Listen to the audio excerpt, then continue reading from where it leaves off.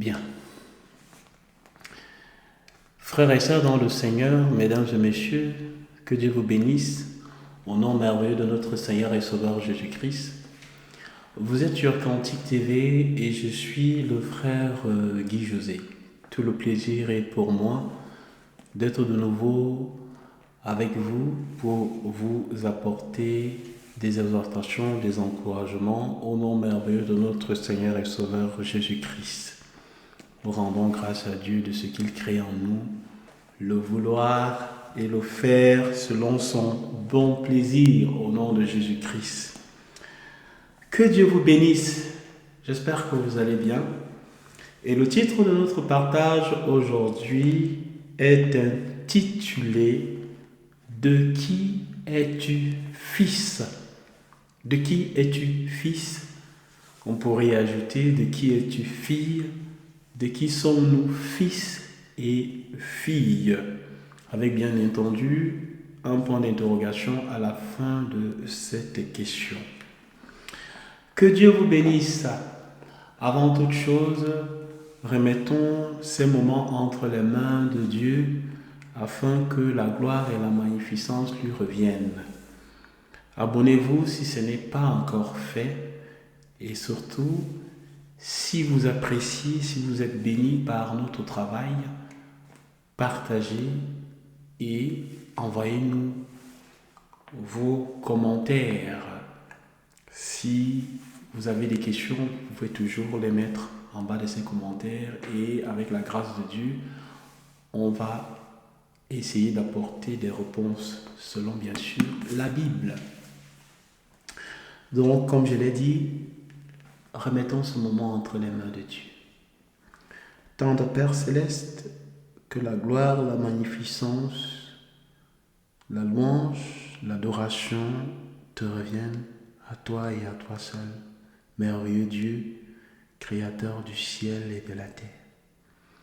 Seigneur, merci pour ce moment de partage et les bénédictions de compréhension et d'obéissance que tu ajouteras à la vie de tous ceux qui, au travers ce conte, suivront cet enseignement. Nous t'avons prié au nom merveilleux de notre Seigneur et Sauveur, ton Fils, Jésus-Christ. Amen, amen, amen. Que Dieu vous bénisse. Sans plus tarder, allons dans notre partage. Et la première écriture que nous allons avoir est dans le livre de Samuel, 1 Samuel chapitre 17.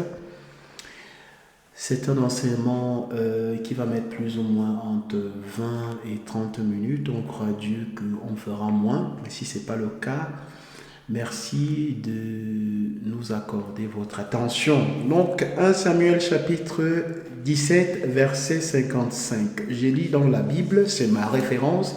Je crois Dieu également que c'est la vôtre. Il est écrit,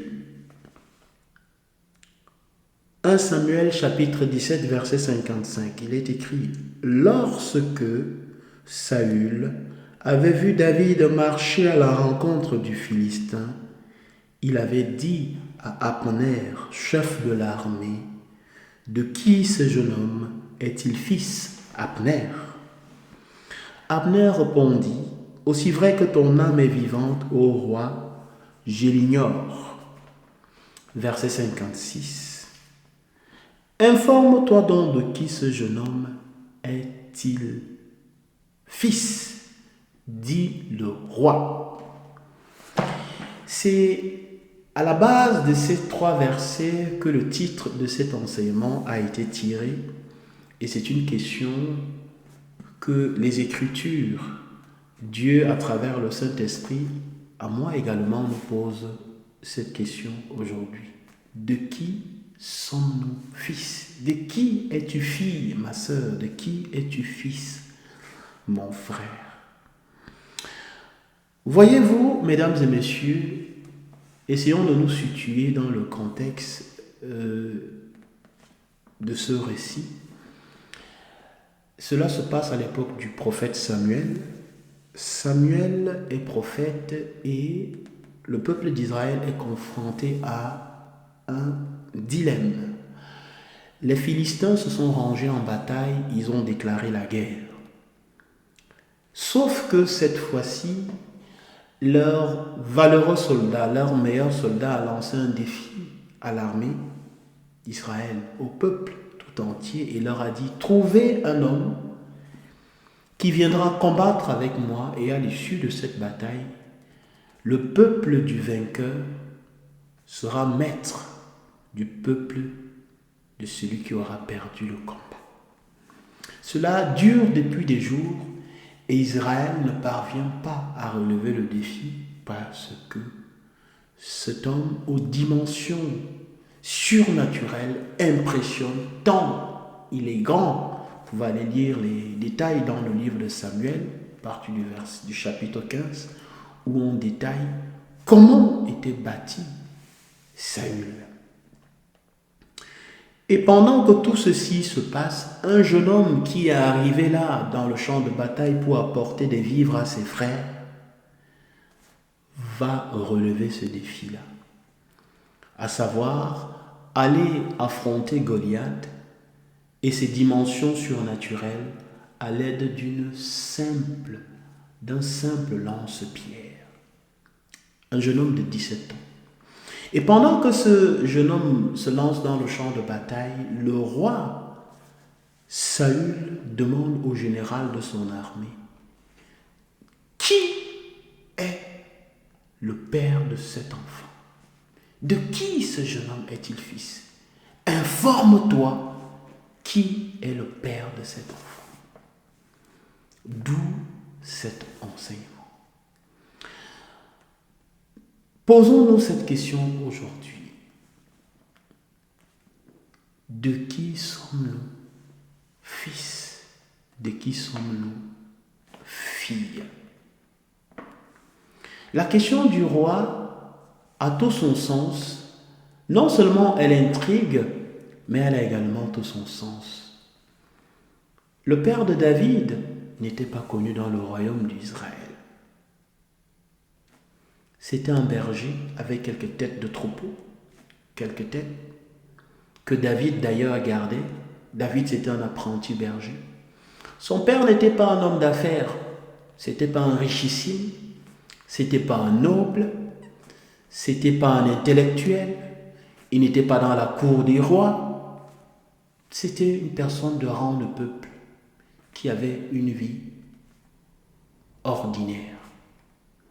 Mais comment se fait-il que le roi désire ardemment connaître qui est le père de David? La question, elle est toute simple. L'attitude, le comportement, les agissements de David faisaient référence à qui lui avait donné des instructions. Et le roi voulait connaître qui avait réussi à donner à un adolescent un tel courage, de manière à ce qu'il pouvait affronter un soldat d'élite, un vaillant guerrier, un ennemi qui avait lancé le défi à tout un peuple. La question, elle est là. De qui sommes-nous fils? Oui, d'aucuns me diraient: je suis le fils de mon père. Est-ce que tu honores ton père? Parce que nous devons savoir une chose. Ce que nous faisons dans la vie fait référence à ce que nous avons dans notre intelligence. L'attitude, notre expression, notre comportement, nos agissements en communauté, en famille, en société, dans nos entreprises font référence à l'instruction qu'on a reçue. Quelle instruction as-tu reçue? La manière que tu te comportes actuellement dans ta vie démontre l'instruction que tu as reçue. On n'a pas besoin d'aller plus loin, rien que ça. Les agissements de David faisaient référence à l'instruction qu'il avait reçue de son père, d'où le désir du roi de connaître qui était ce père qui avait appris à son fils un tel courage. En 3 points, on peut définir l'instruction que David avait reçue. Premier point, la crainte de l'Éternel. Il y a un proverbe qui dit, et nous l'avons déjà dit sous cette chaîne, la crainte de l'Éternel est le commencement de la sagesse. Veux-tu avoir la sagesse? Tout au départ, commence à avoir la crainte de l'Éternel. C'est le plus grand commandement de sagesse. Le deuxième point est que David était obéissant. Parce que ce que son père lui demandait de faire, il le mettait en pratique. Et le troisième point est qu'il était courageux. Donc, petit A, crainte de l'Éternel, respect de sa parole, obéissance à Dieu et à ses parents, le courage et la mise en application de tout ce qu'il avait appris.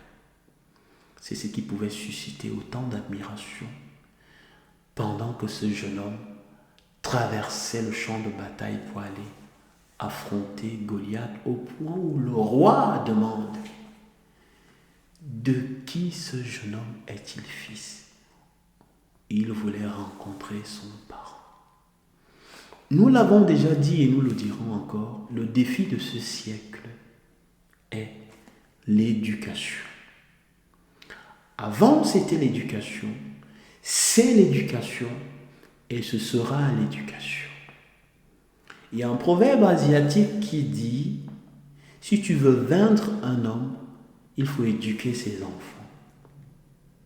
Si tu veux vaincre un peuple, il faut éduquer sa jeunesse. Si tu veux vaincre une nation, il faut dérouter sa jeunesse. Parce que si la jeunesse est déroutée, la relève est assurément perdue d'avance. Voilà notre premier point. Et déjà, des réponses commencent à se mettre en place de ce point d'interrogation pour savoir de qui sommes-nous fils. Nous allons poursuivre notre recherche de réponse à cette question en allant un peu plus tôt dans le livre de Ruth. Ruth chapitre 2. Vous avez Josué, Juge, Ruth. Ruth chapitre 2. Et là, je m'adresse directement aux femmes, particulièrement aux sœurs dans le Seigneur. Sœurs dans le Seigneur, de qui es-tu fille? Quelle est ta référence? Quelle est l'instruction? Parce que l'attitude que tu as en ce moment, la manière que tu te comportes dans ton foyer, dans ton travail, dans tout ce que tu entreprends, la manière que tu éduques tes enfants font référence à l'enseignement, à tout ce que tu as reçu comme connaissance. Peut-être me dirais-tu, je suis fille de Dieu, mais ne nous précipitons pas, allons lire quelque chose.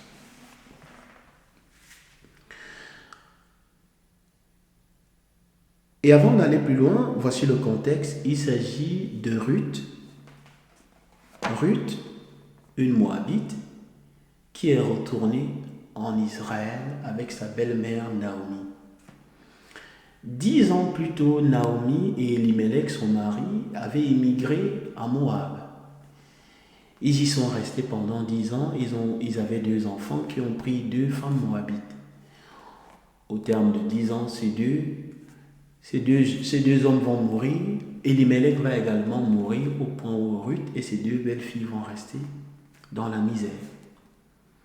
La misère étant arrivée, Naomi décide de retourner en Israël. Ses belles-filles décident également de la suivre. Mais elle dit non, je ne consens pas à cela, je ne peux pas subvenir à vos besoins, je ne peux plus faire des enfants, je suis vieille et je vous prie d'aller vous chercher. Quoi. Orpa, qui était l'une de ses belles-filles, va partir, mais Ruth va s'attacher à Naomi, c'est ce que disent les Écritures. Et arrivant en Israël, ils sont tellement dans la misère que Naomi est obligée d'aller ramasser les gerbes de blé que les moissonneurs abandonnaient ou oubliaient derrière eux pour pouvoir avoir de quoi manger. Voilà un peu le contexte. Et nous allons lire. Ruth la Moabite dit à Naomi, laisse-moi, je te prie, aller glaner. Je suis dans le livre, le Ruth chapitre 2. Ok? Laisse-moi, je te prie, aller glaner des épis dans le champ de celui aux yeux duquel je trouverai grâce. Elle lui répondit, va, ma fille. Elle alla dans un champ, derrière les moissonneurs, et il se trouva que ce champ était une terre qui appartenait à Boaz, qui était de la famille d'Elimelech. Et voici Boaz vint à Bethléem et il dit au moissonneur, que l'Éternel soit avec vous. Il lui répondit, que l'Éternel te bénisse. Et Boaz dit à son serviteur chargé de surveiller les moissonneurs, qui est cette jeune femme? Le serviteur chargé de surveiller les moissonneurs répondit, c'est une jeune femme moabite qui est revenue avec Naomi du pays de Moab. Elle a dit, permettez-moi de glaner et de ramasser des épis entre les gerbes, derrière les moissonneurs. Et depuis ce matin qu'elle est venue, elle a été debout jusqu'à présent et ne s'est reposée qu'un moment dans la maison. Voilà l'affaire. Comme je l'ai dit tantôt, sur la première partie, quand vous êtes dans un lieu, dans un endroit, les gens vous observent. Les gens se font une opinion de vous d'après la manière que vous vivez, la manière que vous habillez, la manière dont vous parlez, la manière dont vous comportez. À partir de là, non seulement on a une référence de qui vous êtes et on reste un profil de vous. Voilà donc une femme qui arrive d'un pays étranger. Elle va dans un champ où elle ne connaît personne. Mais une fois qu'elle est dans ce champ-là, les gens se font un portrait d'elle. Et voici ce qu'on dit d'elle. On dit que depuis qu'elle est arrivée le matin, elle ne s'est pas reposée. Elle a demandé si elle pouvait. Et depuis, elle est debout, elle ne s'est pas reposée.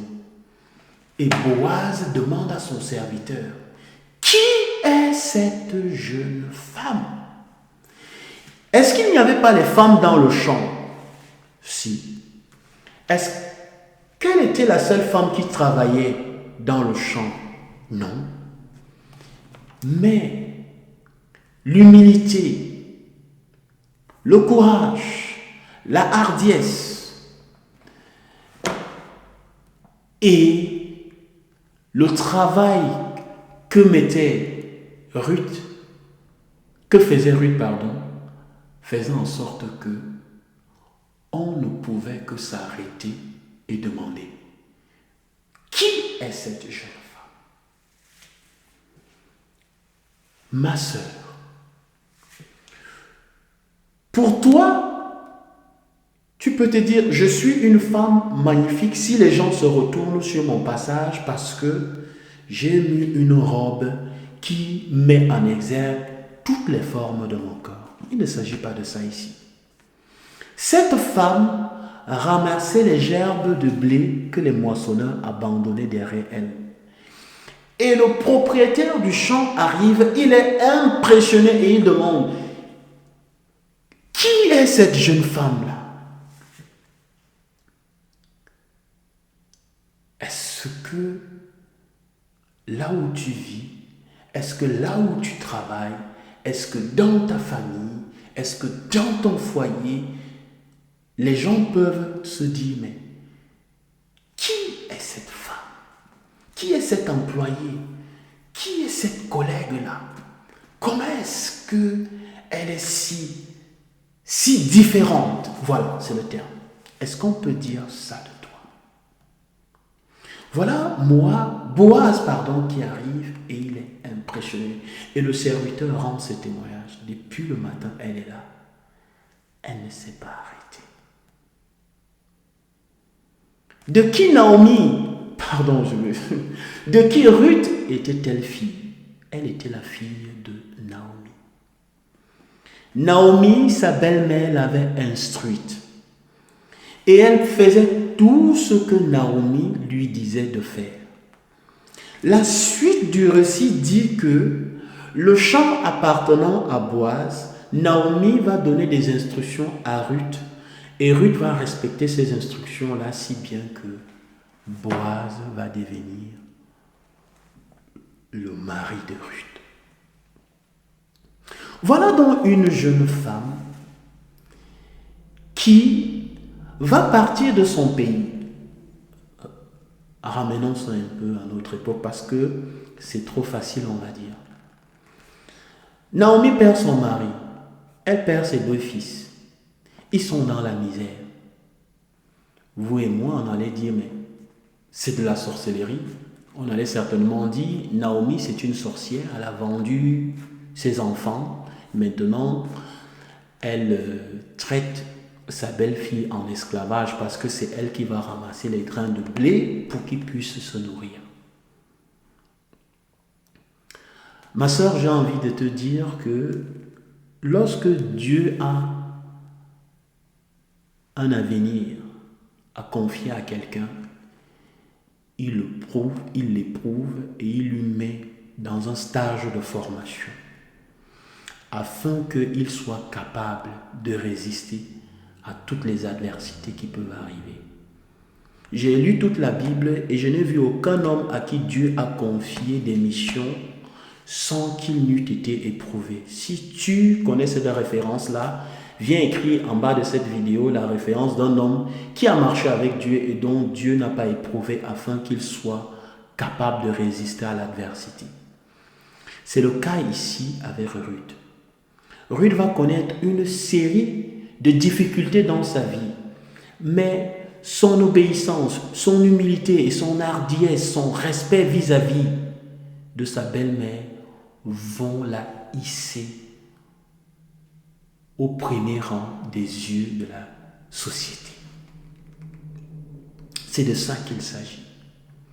L'obéissance, l'humilité et le respect. Voilà de qui Ruth, Moabite, étrangère, est devenue aux yeux d'Israël. La suite du récit dit que les femmes disent à Naomi, « Waouh, ta belle-fille vaut pour toi 7 fils. » On disait de Ruth que son obéissance représentait 7 fils. Et on sait, à cette époque, on savait ce qu'était un fils. Mais on disait que cette femme avait la valeur de 7 fils. 7, le chiffre 7 fils, à elle toute seule. Et bien sûr, vous pouvez aller lire la suite de l'histoire. On raconte comment Ruth va enfanter un enfant et cet enfant fait partie de la généalogie de Jésus-Christ. Parce que Dieu a trouvé digne que cette femme puisse faire partie de la lignée de notre merveilleux Seigneur et Sauveur Jésus-Christ. En transition à la dernière partie, je nous invite à aller lire dans le livre de Rois, c'est juste à côté, après le livre de Samuel, Rois chapitre 11, pour passer à la dernière partie. 1 Roi chapitre 11, après 2 Samuel. Peut-être d'aucuns me diraient, je suis le fils de mon père a travaillé, mon père a eu beaucoup d'argent, mon père a amassé de l'argent, je suis un héritier, pourquoi je me prendrais la tête Tout ce que j'ai à faire, c'est d'utiliser les biens que mon père m'a donnés. Ok, bien, mais à celui-là ou à celle-là ou à cela, je vais répondre ceci. Les biens matériels ne sont pas une garantie. Parce que comme on l'a si bien dit en référence de David, David n'avait aucun bien matériel, il n'avait aucun héritage, mais son père lui avait donné ce que l'or et l'argent ne peuvent pas donner, à savoir la sagesse, la connaissance, la crainte de l'Éternel. Voici donc un roi qui est né dans l'opulence, qui n'a pas connu la misère et qui va devenir roi à la place de son père. David, après être devenu roi, va mourir et va laisser son fils Salomon à sa place. Salomon va devenir roi en Israël. Et on sait tous que Salomon n'a pas connu la vie dure que son père a connue. Mais son père meurt et lui laisse un merveilleux héritage, un royaume, beaucoup de biens. Et est-ce que David ne va pas instruire Salomon? Si. David va instruire Salomon selon toute la crainte de Dieu. Et au début de son règne, Salomon va mettre en pratique tout ce que son père lui avait donné, au point où Dieu va décider de donner à Salomon plus qu'il n'avait donné à David. De telle manière que la Bible dit qu'il n'y a pas eu un homme aussi mieux vêtu que Salomon. Il n'y a pas eu un homme avec autant de sagesse que Salomon. Il n'y a pas eu un homme avec autant de connaissances que Salomon avait eu. Mais voilà cet homme-là qui, à la fin de son règne, reçoit les réprimandes de Dieu. Et Dieu lui dit ceci. Dieu dit,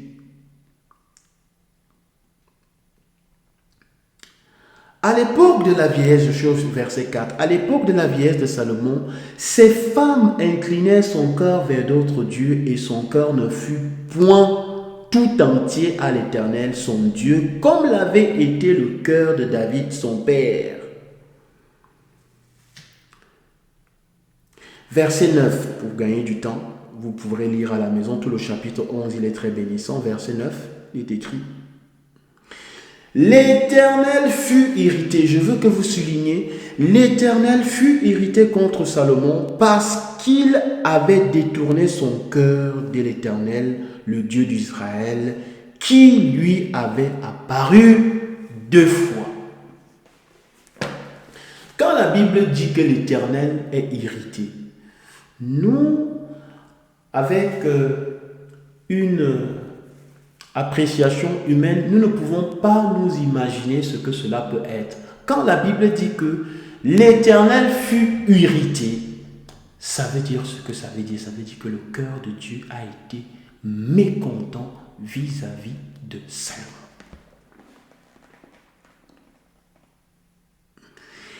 Il lui avait à cet égard défendu d'aller auprès d'autres dieux. Mais Salomon n'observa point les ordonnances de l'Éternel. Pardon. Verset 11 du chapitre 11. Et l'Éternel dit à Salomon,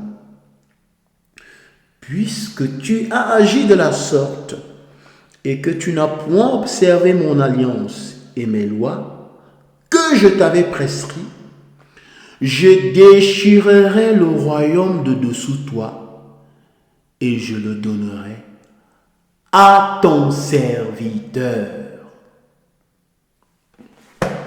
Mesdames et messieurs, frères et sœurs dans le Seigneur, Salomon a écrit, un serviteur fidèle hérite sur le fils qui fait honte. Un serviteur fidèle hérite sur le fils qui fait honte.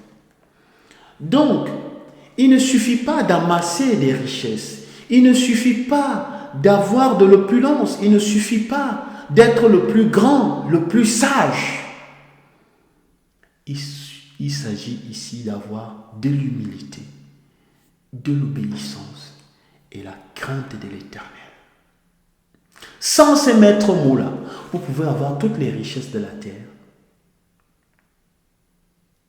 Ils peuvent s'évanouir en un instant. Parce que l'Éternel peut décider que ces richesses-là, il vous les retire. Et il continue, verset 12. Seulement, je ne le ferai point pendant ta vie. À cause de qui? De David ton père. À cause de qui?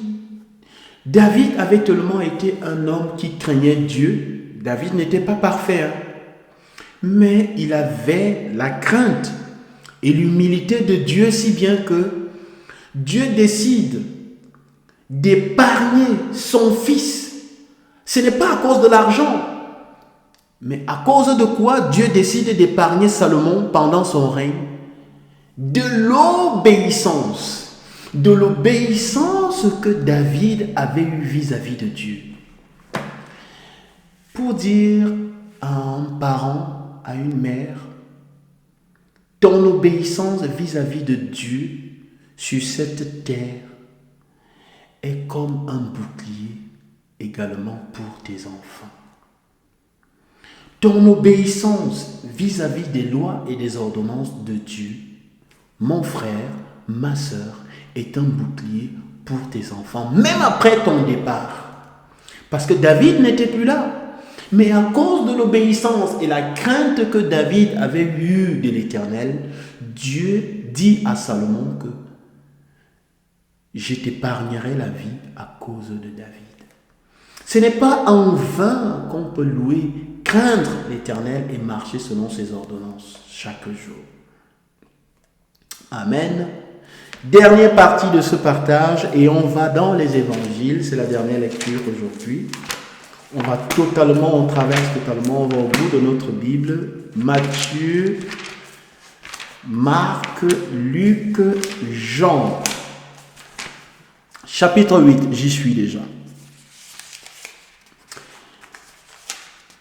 Le temps avance, on va à la fin de ce partage. Jean chapitre 8, c'est notre Seigneur qui parle ici et je m'adresse maintenant aux hommes qui ont la prétention de dire qu'ils sont enfants de Dieu. Il n'est pas mauvais de dire qu'on est un enfant de Dieu. Il n'est pas mauvais de dire qu'on est une fille de Dieu. C'est même d'ailleurs un honneur, c'est quelque chose de noble de dire que je suis un enfant de Dieu. Cependant, quand tu dis que tu es un enfant de Dieu, il faut faire très attention parce que celui qui dit qu'il est un enfant de Dieu est celui qui met en pratique toutes les lois et les ordonnances que Dieu a mis dans sa parole. C'est pour cela que Josué, dans l'Ancien Testament, pouvait dire au peuple d'Israël, moi et ma maison, Josué 24, 15, moi et ma maison, nous servirons l'Éternel. En répondant au peuple d'Israël que est-ce que vous pouvez servir l'Éternel? L'Éternel est un Dieu jaloux. Il ne peut pas supporter que vous allez après d'autres dieux. Si vous ne voulez pas servir l'Éternel, c'est votre responsabilité, mais moi et ma maison, nous servirons l'Éternel. Alors, avant de dire je suis homme de Dieu, avant de déclarer je suis fille de Dieu, avant de déclarer je suis serviteur de Dieu, avant de déclarer je suis prophète, examine-toi si tes agissements, si ton comportement est digne d'approbation. Jean chapitre 8 verset 34, il est écrit. Allons même au verset 30. Merci de me supporter encore un peu. Comme Jésus parlait ainsi, plusieurs crurent en lui, et il dit aux Juifs qui avaient cru en lui, si vous demeurez dans ma parole, vous êtes vraiment mes disciples. Si vous demeurez dans ma parole, vous êtes vraiment mes disciples. Tu énumères les lois de Dieu, tu as le nom de Jésus tous les jours dans ta bouche, mais est-ce que tu demeures dans sa parole? C'est une question. Verset 32. Vous connaîtrez la vérité et la vérité vous affranchira. Verset 33. Ils lui répondirent. Les hommes qui étaient avec lui répondent. Nous sommes la postérité d'Abraham et nous ne fûmes jamais esclaves de personne. Comment dis-tu, vous deviendrez libres? Quelle prétention! Voilà des gens qui disent qu'ils sont de la postérité d'Abraham et qu'ils n'ont jamais été esclaves de personne. Verset 34, Jésus leur répond. En vérité, je vous le dis, leur répliqua Jésus, quiconque se livre au péché est esclave du péché. Or, l'esclave ne demeure pas toujours dans la maison, le Fils y demeure toujours. Il parlait de lui. Si donc le Fils vous affranchit, vous serez réellement libre. Je sais que vous êtes la postérité d'Abraham, mais vous cherchez à me faire mourir parce que ma parole ne pénètre pas en vous. Je dis ce que j'ai vu chez mon Père, et vous faites ce que vous avez entendu de la part de votre Père. Ils ont entendu quelle parole de quel Père? Jésus leur dit ceci, verset 38. Je dis ce que j'ai vu de mon Père, et vous faites ce que vous avez entendu de la part de votre Père. Ils lui répondirent, verset 39. Notre Père, c'est Abraham. Jésus leur répondit, si vous étiez enfants d'Abraham, vous feriez les œuvres d'Abraham. Mais maintenant, vous cherchez à me faire mourir. Moi qui vous ai dit la vérité, que j'ai entendu de Dieu, cela, Abraham ne l'a point fait. Vous faites les œuvres de votre Père. Ils lui dirent, nous ne sommes pas des enfants illégitimes, nous avons un seul Père, Dieu.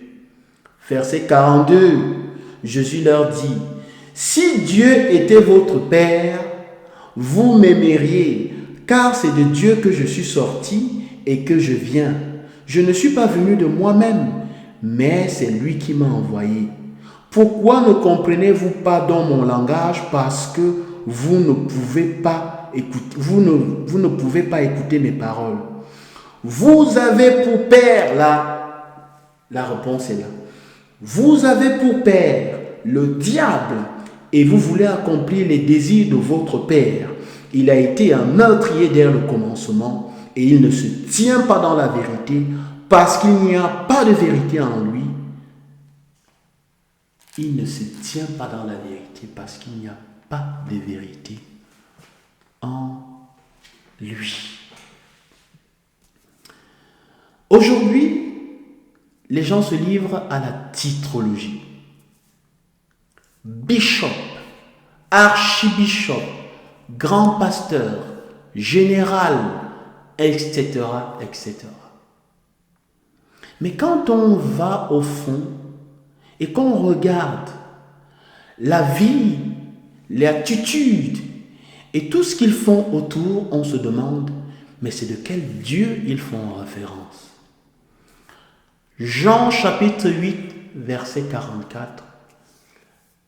Laissez-moi dire à tout cela, vous avez pour père le diable, il ne se tient pas dans la vérité, il est le père du mensonge depuis le commencement. Parce que quand on est fils de Dieu, comme Jésus le disait ici aux pharisiens, on fait les œuvres de Dieu et on met en pratique sa parole de tout son cœur. De qui es-tu fils? De qui es-tu fille? Es-tu fille de Dieu? Mets en pratique la crainte de l'Éternel, l'humilité et le courage de le suivre malgré l'adversité. Et là, on reconnaîtra que tu es la fille de l'Éternel. Es-tu fils de Dieu? La loi de l'Éternel est dans la Bible. Et Dieu te reprend chaque jour en t'instruisant selon sa parole, selon ses ordonnances. Mais si tu fais toi ta volonté et non la volonté de Dieu, tu n'es pas fils de Dieu comme David pouvait l'être pour son père. Tu n'es pas fils de Dieu comme Ruth pouvait l'être en obéissance à Naomi, sa belle-mère.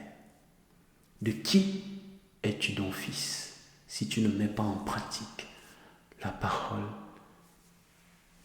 et les lois de l'Éternel? À toi de répondre à cette question. Je crois Dieu que vous avez été bénis. Nous avons été un peu longs. Merci de nous avoir prêté votre attention. Je vous dis à la prochaine et que Dieu vous bénisse au nom merveilleux de notre Seigneur et Sauveur Jésus-Christ. Prions.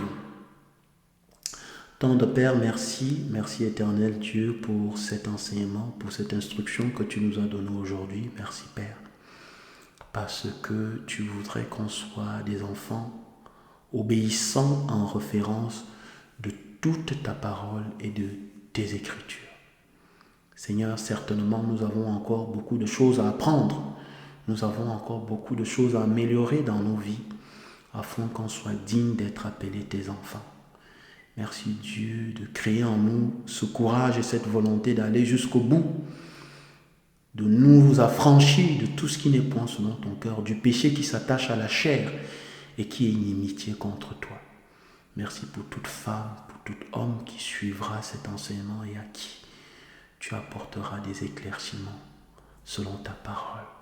Au nom de Jésus-Christ. Amen. À très bientôt.